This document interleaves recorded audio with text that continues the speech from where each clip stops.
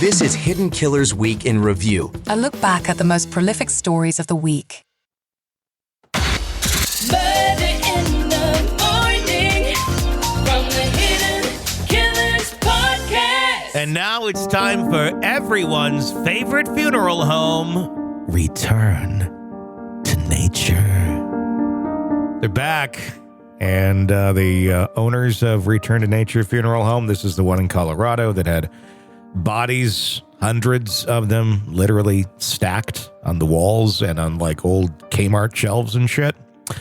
John and Carrie Holford, well, they're facing new federal charges after a grand jury indictment revealed extensive misuse of COVID-19 relief funds and severe mishandling of bodies dating back to at least 2019. According to the U.S. Attorney's Office press release, the Holfords are accused of engaging in fraudulent activities by lying about their financial and legal status to obtain over $880,000 in federal aid. The indictment unsealed Monday. Can I ask you a question about this? Yeah. So, what does a funeral home need COVID relief funds for? People were dying. Well, maybe you need more. This was for. Yeah, I see what you're saying. This was for restaurants and places that had to close. Well, these people should have been like, woohoo! Well, and the reality of it, though, is like 70% of the funds that were given out were fraudulent. It was the biggest misuse of federal funds like in history. And it was just like kind of brushed under the rug. Like, oh, whoops, we gave up billions of dollars for no reason. And I look back and I'm like, I should have applied for some. Why not? I didn't. But it's just, they were just kind of handing it out left and right to anybody who asked for it. And I thought, I don't need it. I'm good. I'm fine. I'm not gonna do this. But now just seeing like all you had to do is just basically apply and you get a large check. Like, wow, maybe I should have done that because everyone else did. And it's not like, and most of these are never going to be prosecuted or looked at or even considered because if you didn't even really need it, you could have gotten it. People, and that's just how it worked. But people like really went overboard on it because there was like no oversight.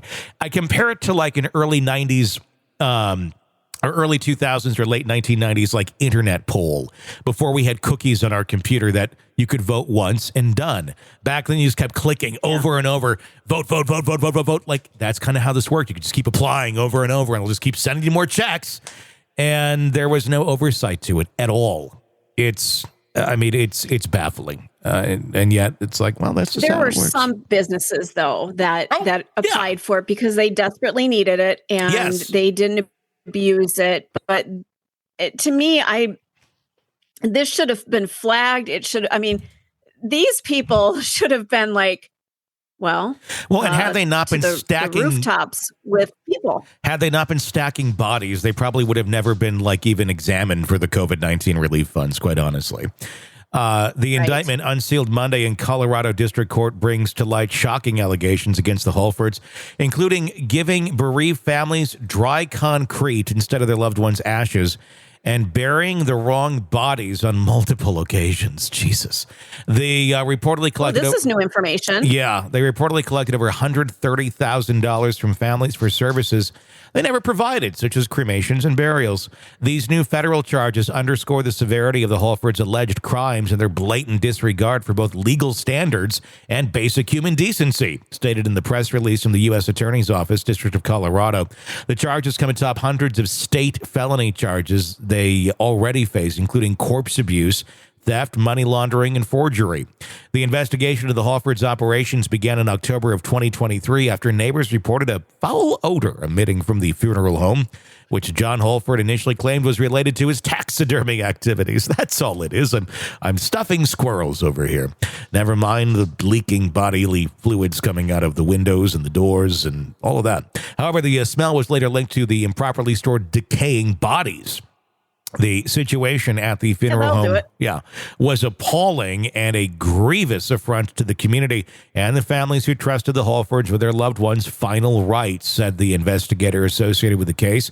Furthermore, an Environmental Protection Agency, the EPA, has determined that the funeral home building contaminated with various biohazards due to the decaying bodies cannot be repurposed.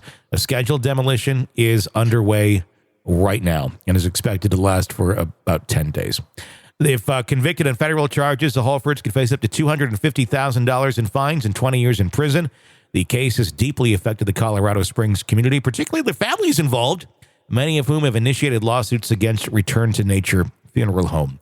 This has been an ongoing nightmare for all of us, said one family member who preferred to remain anonymous, knowing that there might be justice brings some solace, but it doesn't undo the pain. My God. I totally get it. I think it'd be a waste of energy and dollars to even sue these people. They're not going to have any money at the end of the day. And they're getting what they deserve. I mean, honestly, I think they should go away forever, not just 20 years. I don't know. I think an appropriate, if it were Tony Land and everything was judged by me, I would just put them in caskets alive and bury them and say, okay, have fun. Bye-bye. Okay, dude, that's not how our country works. But what I want to know is so we're talking, let's see, there's $130,000 that they collected from families that it was never used for the purpose it was intended. And then $880,000 in federal aid, COVID-19 relief funds. So there's about $1 million, give or take a couple thou here and there of money. Is it in assets that they could liquidate and maybe give to some of these families? Well, where'd this money go? Is it up their nose or is it like a yacht somewhere? Well, if they have the $880,000 in federal aid, guess who's getting that back? The government. That's not going to be going out to families. They're going to go, you lied to us. We're going to seize all of that. So that's just going to go back to them. So whatever they have left, you're not going to get your loved ones back. You're not going to get them, unstuck from the Kmart shelves that they were found on. Hopefully they can identify the remains and you can bury them properly. But I just feel like it's a losing battle to sue them because you're not going to get anything out of it. I mean, look, they've already been caught. Let's talk about the wrong bodies being buried. God. You'd have to exhume them. Like I said earlier, that's new information. So do we need to exhume a whole bunch of bodies that were buried by this funeral home and go, is this the right one? I'd be looking at every single one. Oh, God. Wow. Yeah. It's a lot. It's amazing what two people can do who are running a funeral home and have zero ethics at all. I don't understand these two. I mean that's the statement of the day with half of the cases we cover. It's like, how is your mind working this way that makes you capable of doing this sort of shit to other human beings? And just being like, let's go out to Chi-Chi's tonight for dinner, honey, and have a little fried ice cream for dessert as we discuss the 42 bodies that we just stacked up on the extra shelves down the way, But here's this is the prime example that should be lifted up when people say government oversight, it's too much. I agree. A lot of times it is. But in this case, it's in the wrong areas. Government was not. Yeah, lift this one up as, okay, well, here's the exact opposite of too much government. This was not enough. There was no regulation of these funeral homes. These people I don't think they were licensed. And this is what a requirement can go on. And it's just ridiculous what happens. This has sparked change in Colorado, though, because I believe there are new licensing laws and such because of this incident. Now, it's kind of crazy that it took till 2024 to maybe we should regulate the funeral industry in the state of Colorado. Just maybe. Yeah, you think? 2024 is how long it took us to do this. So God knows how much else had been going on for the last however many 100 years in Colorado that didn't get caught, that did fly under the radar. I mean, this was pretty obvious of what their shit was. But if you just kind of did this shit a little bit more under the radar, a little bit more, not obvious, like stacking 200 bodies in your building, just kept giving out fucking Quikrete and getting rid of the bodies, you could have done that forever. I'd imagine there's a lot of Quikrete in urns at people's homes in Colorado that are none the wiser. And that's just traumatizing. We also know of another funeral home that we talked about where there was a body sitting in a hearse for 6 or 8 months. Yeah. So again, Colorado had a problem, and yeah, they're addressing it, but a little too late.